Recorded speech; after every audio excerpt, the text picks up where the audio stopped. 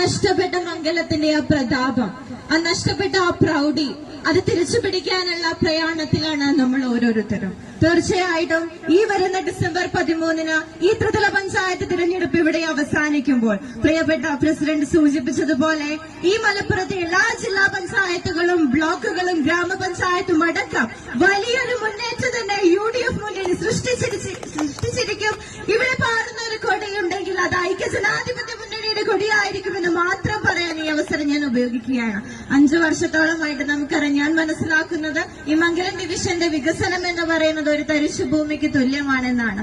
ഏറ്റവും അടുത്ത് നമ്മൾ നടന്നു വരുന്ന കൂട്ടായി പാലത്തിന്റെ ശോചനീയാവസ്ഥ ഞാൻ പറയാതെ തന്നെ പ്രിയപ്പെട്ടവരെ നിങ്ങൾക്കറിയാം. ഈ ഗതാഗതം എത്രത്തോളം നമുക്ക് അനുയോജ്യമായിട്ടുള്ള ഒന്നാണ് എന്നുള്ളത് പരിശോധിച്ചാൽ നമുക്ക് മനസ്സിലാവും.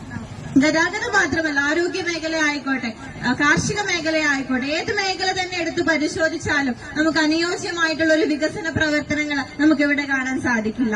ഇനിയുള്ള 5 വർഷം എന്ന് പറയുന്നത് അങ്ങനെയായിരിക്കാൻ നമുക്ക് പാടില്ല. ഈ മംഗലത്തെ മംഗളമാക്കുക എന്നുള്ളതാണ് നമ്മൾ ഓരോരുത്തരെ സംബന്ധിച്ച് നമ്മുടെ ദൗത്യം എന്ന് പറയുന്നത്.